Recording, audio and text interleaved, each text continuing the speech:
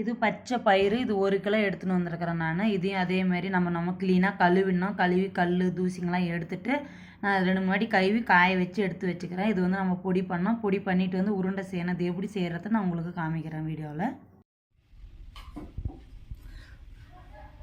இப்போ நான் செய்ய போகிறது என்னென்னா பச்சை பயிறு உருண்டை. அது எப்படி செய்ய போகிறதுன்னு பாருங்கள். இங்கே பாருங்கள், நம்மளுக்கு 1 ஸ்பூன் அளவுக்கு நெய்யை ஊற்றிக்கணும். ஃபஸ்ட்டில் அந்த நெய் நல்லா காஞ்சிடணும்.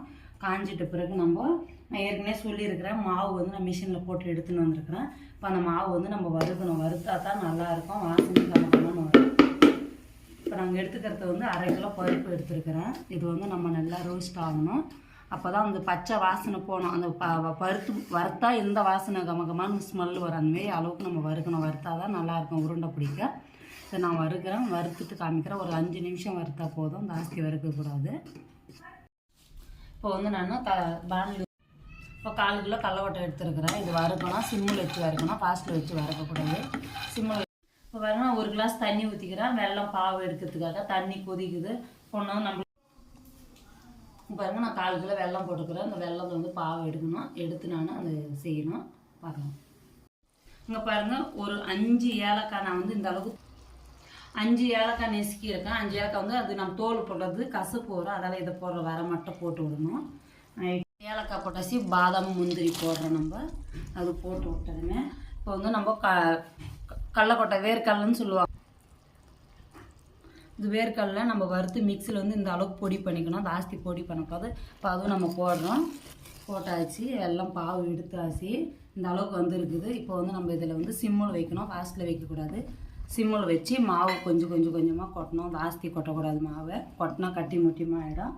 லைட்டாக போட்டு நம்ம இதுமாரி தொலைவிக்கினே இருந்தால் கரெக்டாக வரும். நம்மளுக்கு ஒரே மிட்டாக கொட்டிட்டாலும் கட்டி முட்டியாகவும் நம்மளுக்கு செய்கிறதுக்கு கஷ்டமாக தெரியும். அந்த அளவுக்கு நம்ம போடணும். இந்த அளவுக்கு நம்ம வந்து பண்ணிடணும். கரெக்டாக எடுக்கணும். பாவு எடுத்தால் தான் க்ளீனாக வரும், இல்லைனா வராது. இந்த அளவுக்கு எடுத்தாச்சு. இப்போ வந்து நம்ம தேவையான அளவுக்கு நெய் ஜாஸ்தி வேணால் ஜாஸ்தி ஊற்றலாம், கம்மியாக வேணால் கம்மியாக ஊற்றலாம். நாங்கள் வந்து 100 கிராம் நெய் ஊற்றுறோம். அப்போ தான் வந்து நல்லாயிருக்கும், சாப்பிட்டு வரோம், ஹார்ட் ஆகாது. ஊற்றி சூடு ஆறங்காட்டி நம்ம உருண்டை பிடிச்சிட்டா நல்லாயிருக்கும். சூடு ஆறிச்சுன்னா கொஞ்சம் ஆடாக தெரியும். அதால் வந்து இப்போ நாங்கள் சூடாகவே பிடிக்க போகிறோம். இதை நல்லா மிக்ஸ் பண்ணிவிட்டு இந்த அளவுக்கு மிக்ஸ் பண்ணி விட்டுட்டு நம்ம சூடாக பிடிக்க போகிறோம். நான் பிடிச்சிட்டு உருண்டையை உங்களுக்கு காமிக்கிறேன் எப்படி பிடிக்கிறதுன்றதால. இங்கே பாருங்கள், இப்போ நம்ம வந்து கொஞ்சமாக இந்த சூட்லேயே உருண்டை பிடிக்கணும். இங்கே பாருங்கள், இந்தமாரி அளவுக்கு நம்ம உருண்டை பிடிக்கணும். இந்த சைஸுக்கு வந்துருக்குது பாருங்கள். நல்லா இருக்குது, சாப்பிட்றதுக்கு உடம்பு ஹெல்த்தியானது. நாங்கள் செஞ்சுருக்கோம். இங்கே பாருங்கள், இது பிடிச்சாச்சு, உருண்டை முடிஞ்சிடுச்சு. நான் சொல்லியிருக்கிறேன் ஏற்கனவே உங்களுக்கு அளவு. இது வந்து உடம்புக்கு ரொம்ப ஹெல்த்தி. நீங்களும் செஞ்சு கொடுத்து பாருங்கள் குழந்தைங்களுக்கு. நீங்களும் செஞ்சு சாப்பிட்டு பாருங்கள். Bye by.